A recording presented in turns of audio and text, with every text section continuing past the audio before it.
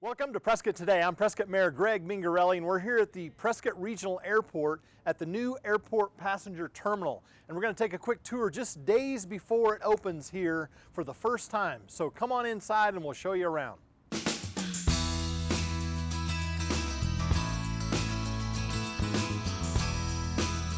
All right, thanks for joining us inside the airport passenger terminal. I'm here with Robin Sabata, the airport director. Thanks so much for being with us today, Robin. My pleasure.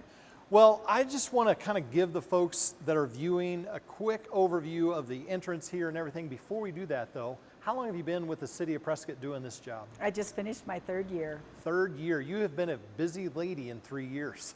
It's been really amazing.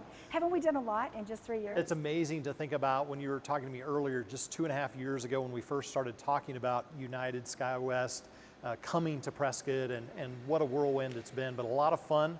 A lot of cool things to show off. So tell us a little bit about what's going on here as you enter the main entrance. Well, here we are at the vestibule in the area where the passengers normally would enter the terminal building. It's so exciting because you're standing under a roof that's approximately 23,000 total square feet, of which right now we've developed 18,640. Okay. Well, this is beautiful. I love the colors. I love the wood. I can't wait for people to come in here. And then all the windows to be able to look out, and can't wait to explore some of this with all of you. Commercial air service, Robin, what are we doing today right now? What kind of flights, destinations, what's going on? Well, another evolution from 3 years ago when we had one flight a day. Now we're at 4 flights a day. We have a morning flight to Denver, 2 flights in the middle of the day to Phoenix, and another flight to LA each night, and of course all of the returns from those locations. So we're getting to be a pretty busy place. The old terminal is, we've outgrown it. Well, you've done such an amazing job, you and your team, making the old terminal work up to this point. But I know everybody's very anxious to get in here and working really hard here at the end of March to get in here. I want to talk just a little bit about what you see in terms of the numbers annually through the airport. I know that that first year, we were working so hard to get to 10,000 enplanements. 10,111 to be exact. And we made it. Talk a little bit about the enplanements, the number of people getting on planes in 2020, and maybe what you expect in 2021. Sure. So we actually evolved from back in that 10,000, which was 2018, we did evolve to 27,000, about 500 enplanements. And then by 2020, COVID hit. So we dropped to just under 14,000, around 13,000 and change. That's people getting on planes. If you add together the people getting off planes, it was roughly 27,000 people used our terminal last year.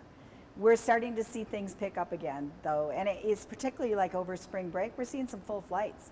So it's getting to be really a great travel opportunity now. Well, that's great, and I know that Denver is very popular, and we're hoping to see another Denver flight coming soon. Yeah, we hear we may see a second Denver flight about mid-year, which would be really exciting. Well, that's great. Well, I can't wait to walk around and see everything, but I know that you've got a special guest you want to bring on and ask a few questions. Absolutely. I'd like to introduce Jared Bass. He's a vice president with Jared. Dibble.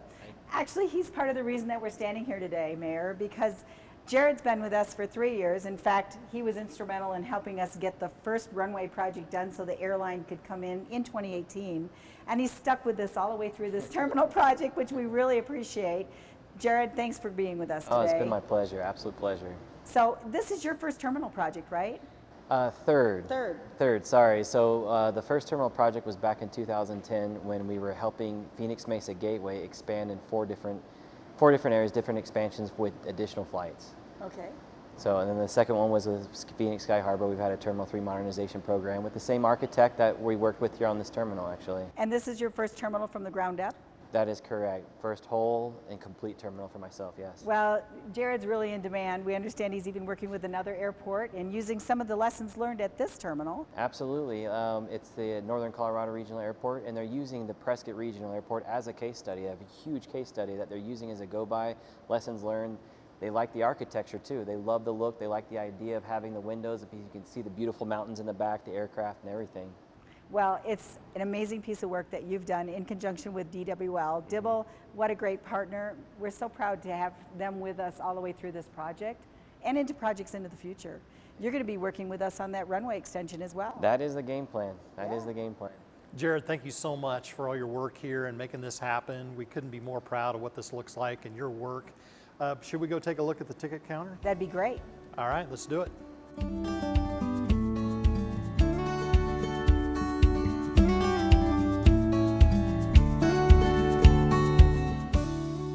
All right, we moved over to the ticket counter. So Robin, what's going on here? How many different spots do you have to check people in? That's a really good question, Mayor. Just about 2 months ago, we only had 2 check-in spots. It was going to be just this counter. But with the notice that boutique was coming, we said, why wait? So what we did is we expanded it out to include a second counter. Oh, great. Which means actually 4 positions. And then also passengers will have the option to self-check. So we'll have self-check kiosks that are located near the entrance to make it super convenient for people to not only find a lot of options to quickly get through the airport, but also maintain social distancing. Oh, that's great. I'm glad you kind of thought through ways to keep space. You know, we're kind of at the end of COVID. Let's just hope that Yes. it doesn't come back. So that's good to know that over in this area you'll have some self-check-in. And it's great because unlike the old terminal building where they had to carry your bags to the TSA back of the shop self-check, or I should say check bag area, we now have a conveyor belt that leads to the TSA. We'll take a look at that in a minute. Well, I'd love to go see the back office of the TSA. That sounds great. All right, let's do it.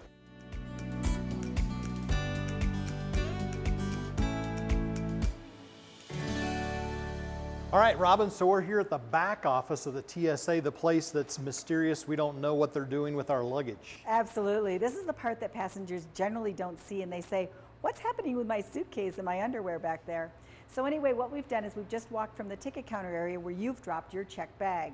Your check bag is going to go in the hold of the aircraft, so there's different requirements and different things you can carry inside the bags.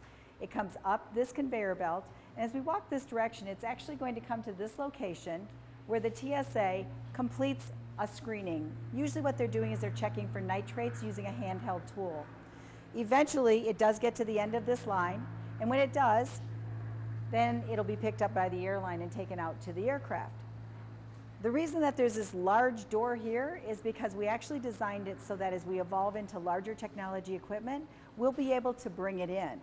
We have trace detection, it's referred to, that's being used here, which is smaller scale. But as our throughput of baggage increases, we'll actually be bringing in what's called an explosive detection system. This is a huge device, weighs a lot, and also it's very expensive, like $1.2 million. The good news is the TSA pays for it. That's it. They ship it in and we have a door where we can bring it in. And the size of the space around us actually was built to be able to accommodate the larger technology. Again, it's all about making the passenger experience better, so that new technology helps process those bags through a lot quicker. Well, I'm glad you used a lot of forethought here because we're on a really rapid growth rate. Yes. And it's important that you accommodate these kind of new technologies that will be required once we hit certain levels of capacity. Absolutely, and these are the reasons that flights can be delayed if that planning is not there. We just don't want that. We want great reliability for our passenger experience. Well, very cool. Let's go see the front office of the TSA now the passengers will be experiencing. Sounds good.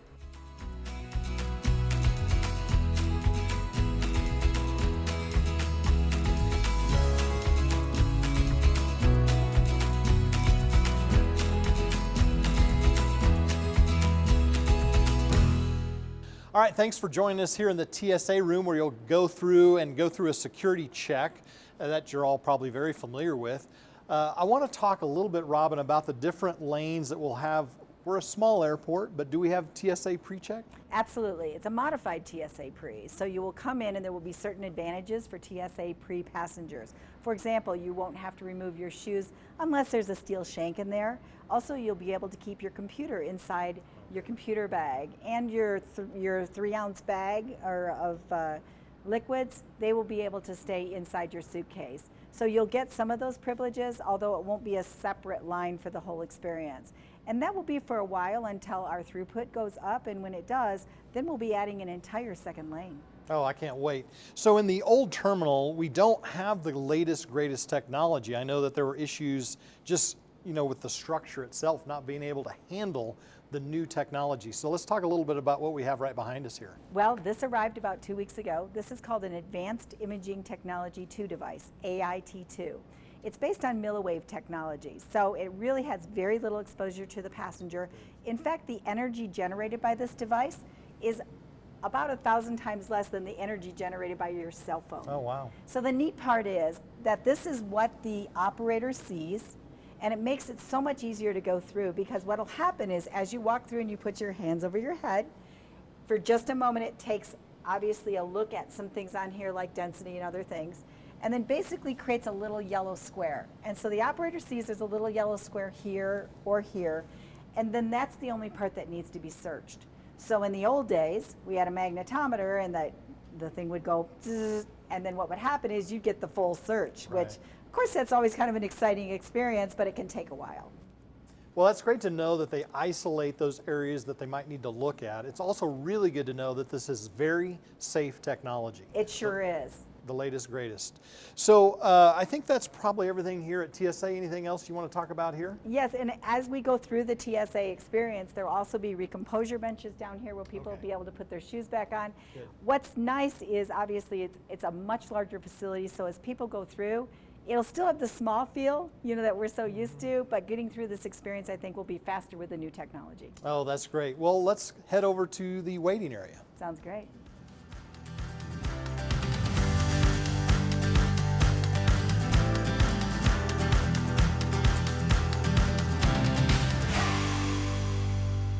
All right, we're in the waiting room here. And so, Robin, tell us a little bit about the gates that we have here in the waiting area. Well, this is gate 1 to our right and gate 2 to our left. And because council agreed to go with the expansion plan earlier this year, this can actually seat 115 people and meet fire code. So this is really exciting because what we've done is we've added a lot of neat little technology features. We've got a mother's room, we've got an ADA dog walk area, a technology center over here. The honor bar is still staying, so we've got a lot of fun things. Well, let's go check out some things over this way. Sounds great. So this area here is really interesting, Robin, where it's a courtyard, but this could eventually be more gates. Absolutely. That's what it was planned for. We knew that we were going to expand, so we started with gates 1 and 2. Gate 3 is actually a 30 by 30 spot, already under roof, already under sprinkler. So if we ever need to expand, we can either use it as an outdoor third gate, or we can go right through the wall here and we can create an indoor space. Well, I love that outdoor space that's under roof. That is a place where folks who haven't gone through security can hang out and watch all the airplanes come and go. People are going to love it because it's one of the few places in the country where you're through screening, but your loved one can be on the other side of that window right there and still be there to see you off. No, that's wonderful, and it's great forethought again for expansion in the future because it's under roof. So Absolutely. tremendous. And we need that. I mean, when we get the notice that the airline wants to come in, like with Boutique, we only got about a month and a half notice. So we have to be able to move nimbly to be able to get that great service for our traveling public. Tell us a little bit about the technology in here, Rob, and I know that there's lots of security cameras, et cetera. We did upgrade the technology through the entire facility. We've got more than 20 cameras. They're on various locations that show doors or areas that might be vulnerable. We also have technology associated with the doors. In all the areas, we've got BIDs, FIDs, and GIDs, which are meaning gate information display, baggage information display, and flight information display. And soon you're going to see some neat pieces of art throughout the terminal building. Oh, I can't wait. I did notice there is a little bit of a counter over here. What's going on? That's our countdown. 5 days, 15 hours, 39 minutes, and 2 seconds. And we're really excited. Oh, I can't wait. So where should we head next? Well, let's go take a look at the ADA dog walk area. I think people really appreciate that. Let's do it.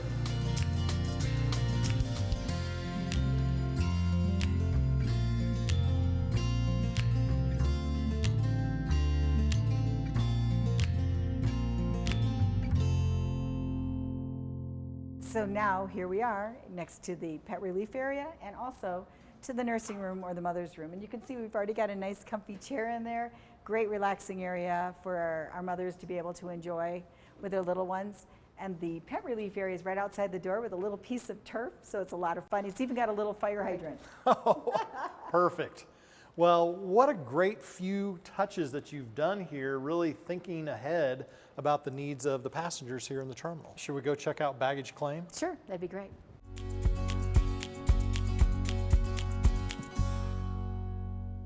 All right, thanks for joining us here at Baggage Claim. Tell us a little bit about this area, Robin. Well, if you remember the old terminal. I do. Yeah, we were standing outside in the snow and the rain to collect our baggage. It obviously was not a baggage carousel system. We've upgraded. So this particular system gives a lot of room for people to stand and wait for their baggage. We've actually included as a design change the bathroom, the family bathroom, so people don't need to go to the other end of the terminal. It's also really close to the car rental area, which is right there. We've got 2 car rental bays. Okay. Right now, Budget Avis will be providing services from day one. Right outside the window is where you walk out and pick up your car. Oh, great. Okay. Well, look, this has been so fun. I think we should end this tour in the outdoor patio facing out to the runway. Sounds good. Let's do it.